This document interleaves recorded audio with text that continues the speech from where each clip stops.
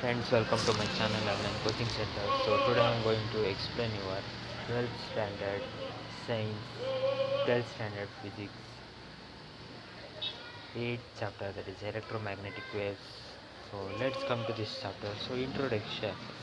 So in chapter 4 you have learnt about the current product produces magnetic field and the two current carrying wires exert magnetic force you have learnt, and in chapter 6 you have seen the magnetic field changing with time gives rise to electric field is converse also true you have learned. And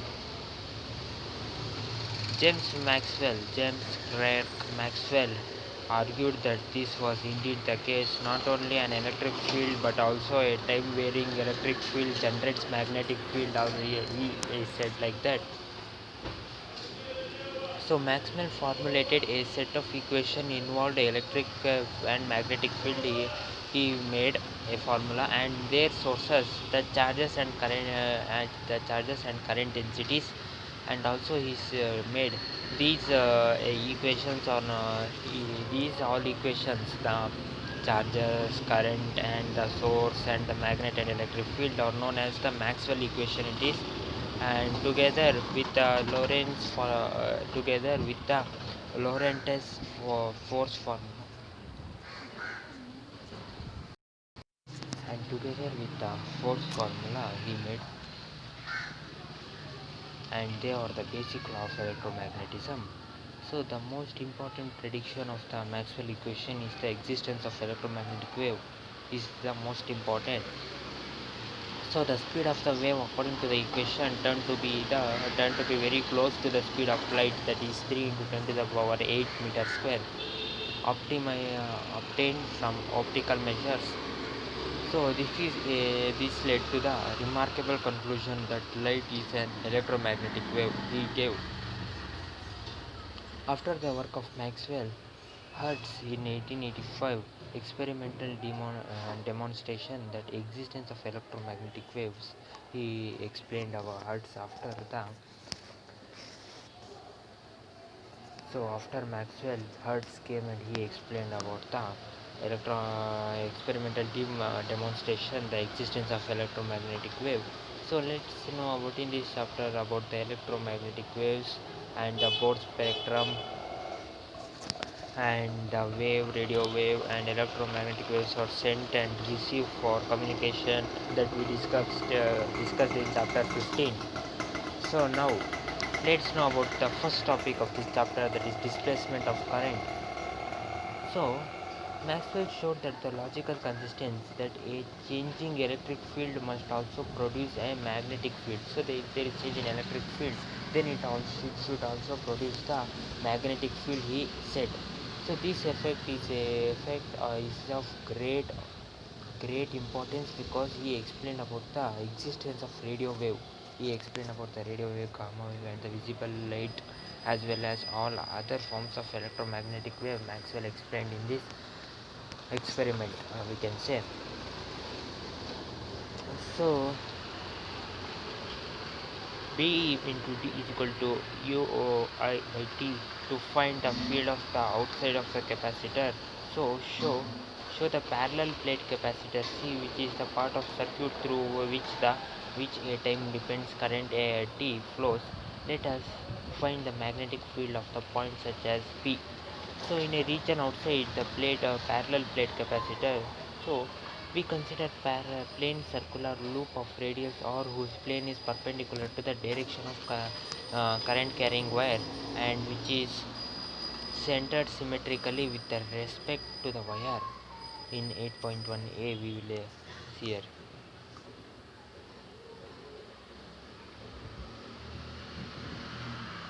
Like this we will keep, and from there the symmetric magnetic field is directly along to the circumference of the circular loop, and is the same in the magnet at all points on the loop, so that if P is the magnet of the field, the left side of the equation is on and 2 pi r. So therefore we can say as P into 2 pi r is equal to UOT by T.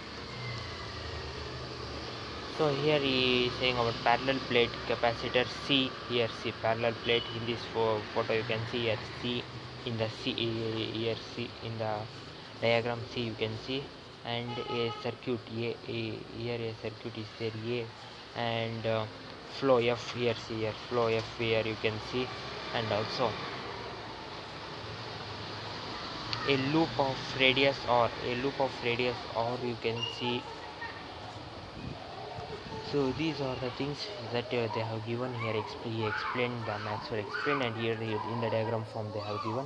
Next is, so we can actually guess the missing term looking carefully at 8.1c. Here 8.1c is the anything passing through the surface yes between the plate of the so there is electric field if the plates of the capacitor have an area and a total charge q. The magnetic field of the electric field E between the plates.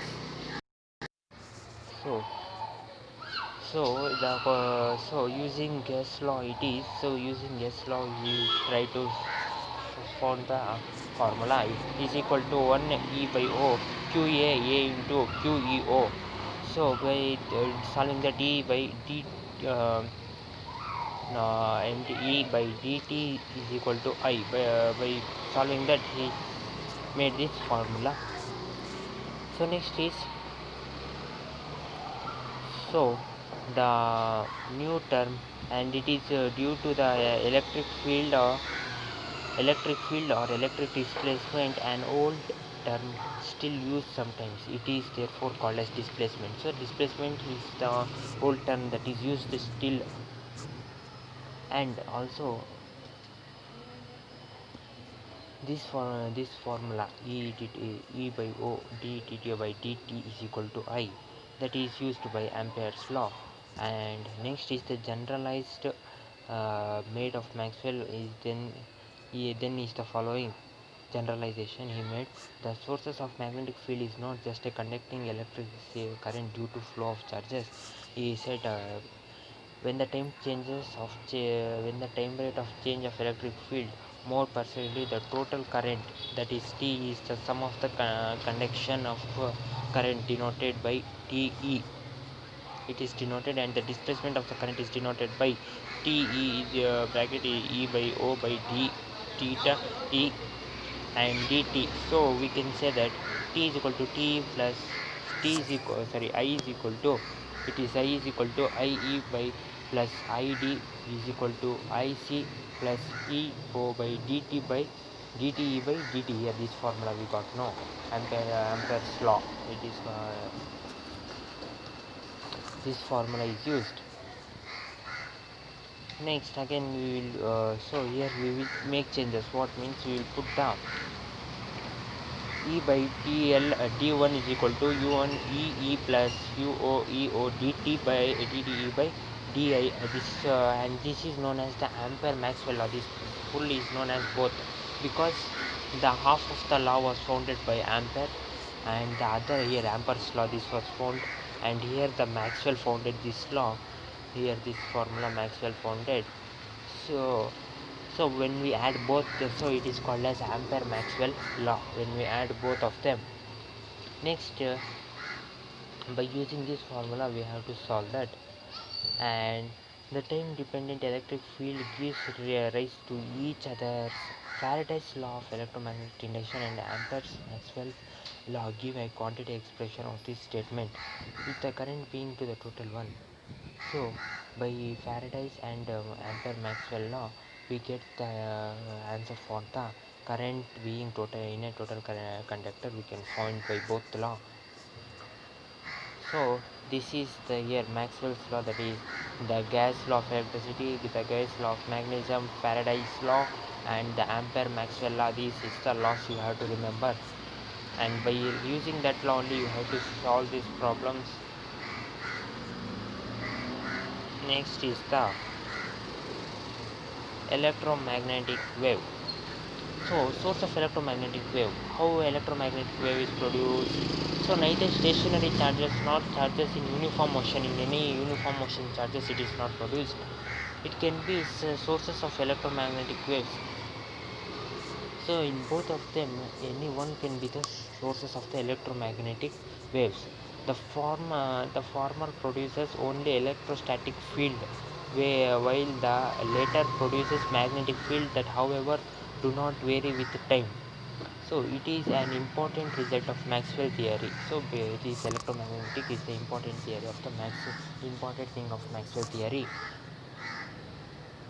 And also the frequency of electromagnetic wave naturally equal to the frequency of the oscillation of the charges, and the energy that we associated with the propagation wave comes at the expense of the energy of the source, the accelerated charges we get. Next from there, the visible ray was found. The visible light, yellow, blue ray, say light, that are possible lights are found, and yellow light is their formula. It is 6 into 10 to the power 14 hertz, and hertz successfully. So after that, Hertz came. A scientist called Hertz came, and Hertz successfully experimented the Maxwell's theory. He tested it, and two important achievements is connecting deserve mention. 7 years after Hertz, he worked with Jagdish Chandra Bose in Kolkata and succeeded in producing the absorbing electromagnetic waves of much shorter wavelength, and his experiments, like that of Hertz, was confined to the laboratory. At around the same time, Guglielmo Marconi in Italy followed Hertz's work. So another scientist called Guglielmo, Guglielmo Marconi, who followed the work of Hertz and succeeded in transmitting electromagnetic wave over distance in many kilometers. And Marconi's experiment marks the beginning of the field of communication using electromagnetic waves. So by Marconi, with a successful experiment of Marconi, by using his theories, we are successful in finding the it is successful in using the electromagnetic field in the communication system in communication. So here I will stop. I will explain the next topic in my next video. So okay friends, still here you understand I think so about Maxwell Ampere law and the Faraday's law, and also the Hertz who found the by his experiment, Marconi who found the communication for electromagnetic field in communication. So okay friends, like the video, comment on the video, and subscribe my channel and coaching center for more video. I will explain the next topic in my next video. So till then, take care, have a nice day, bye friends.